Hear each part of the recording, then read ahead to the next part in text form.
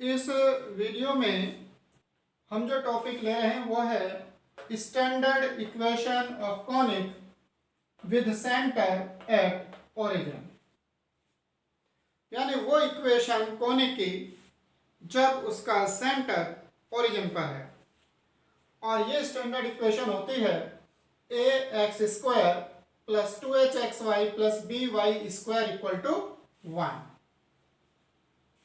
इससे पहले वीडियो में हम general equation of second degree के बारे में ये डिस्कस कर चुके हैं कि अगर उसमें डिस्क्रिमिनेंट डेल्टा जीरो नहीं है तो ये इक्वेशन कॉनिक को रिप्रेजेंट करती है।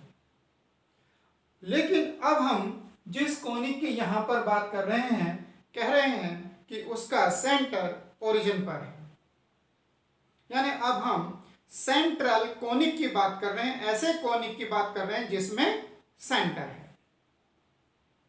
तो यहां पर हम पैराबोला के बारे में डिस्कस नहीं कर रहे हैं क्योंकि उसमें हमारे पास कोई सेंटर नहीं है। तो हम ये देखेंगे कि अगर सेंटर ओरिजिन है तो हम इस इक्वेशन से इस इक्वेशन पर कैसे पहुंचते हैं। स्टार्ट करने से पहले हम ये समझें कि कॉनिक का जो सेंटर है वो कैसे डिफाइन है, हम सेंटर किस पॉइंट को कह रहे हैं। तो किसी भी कॉनिक में ऐसा पॉइंट जिससे पास होने वाली कोई भी कॉर्ड उस पॉइंट पर बाइसेक्ट होती है, समद्विभाजित होती है, तब हम उस पॉइंट को उस कॉनिक का सेंटर कहते हैं। तो आप देखेंगे कि एग्जाम्पल के लिए जो ये यहाँ पर इलिप्स है, इसमें जो पॉइंट सी है ये इसका सेंटर है, क्योंकि इस सी से पास होने वाली आप कोई भी कॉर्ड ड्रॉ कर दीजिए, वो सभी इस पॉइंट सी पर ही बाइसेक्ट होंगी। तो जो सी पॉइंट है वो सेंटर है। अब हम इससे आगे चलते हैं कि ऐसी इक्वेशन बनाते हैं जिसका सेंटर ओरिजिन है, यानी सी को हमने 0,0 ओरिजिन लिया है। तब अगर हम इसकी किसी भी कॉर्ड पर एक point x dash y dash ले रहे हैं जो कॉनिक पर है, तो उसका जो दूसरा सिरा है उसके coordinate minus x dash minus y dash होंगे, क्योंकि इसका सेंटर ओरिजिन है और ये सी पॉइंट पर बाइसेक्ट हो रही है। तो अगर हम यहां से परपेंडिकुलर ड्रॉ करें तो ये एक्स डैश है और ये वाई डैश, और इस क्वाड्रेंट में आने पर कोऑर्डिनेट माइनस एक्स डैश और माइनस वाई डैश होंगे। ये दोनों ही पॉइंट जो P और Q हैं, ये दोनों ही पॉइंट कॉनिक की इक्वेशन को सेटिस्फाई करेंगे क्योंकि ये कॉनिक पर लाई करते हैं। X dash y dash and minus x dash minus y dash lies on the conic. तो ये दोनों पॉइंट कॉनिक की इक्वेशन को सेटिस्फाई करेंगे।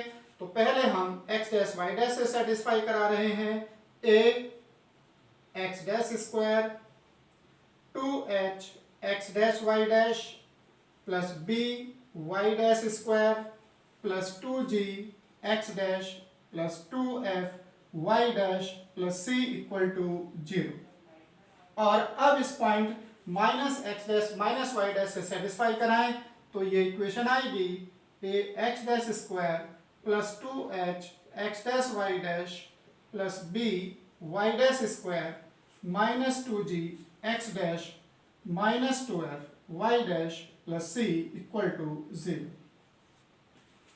इन दोनों इक्वेशन को सॉल्व करें, हम इसे सब्ट्रैक्ट कर रहे हैं तो एक रिलेशन मिलता है, कैंसिल करने पर ये आ जाएगा 4g x dash plus 4f y dash equal to 0, या इस फॉर्म में लिखें सिंप्लीफाई करके इसको g x dash plus f y dash is equal to 0। ये जो point x dash y dash है, ये पॉइंट इस कॉनिक पर कहीं भी लिया जा सकता है। वो पॉइंट यहाँ पर हो सकता है, यहाँ हो सकता है, यहाँ पर हो सकता है, कहीं पर भी होगा, लेकिन हर एक एक्स डैश वाई डैश के लिए ये हमेशा ट्रू होगा। तो ऐसा कैसे हो कि x dash y dash conic के कोई भी पॉइंट ले लिए जाएं और ये हमेशा ही कंडीशन सेटिस्फाई हो।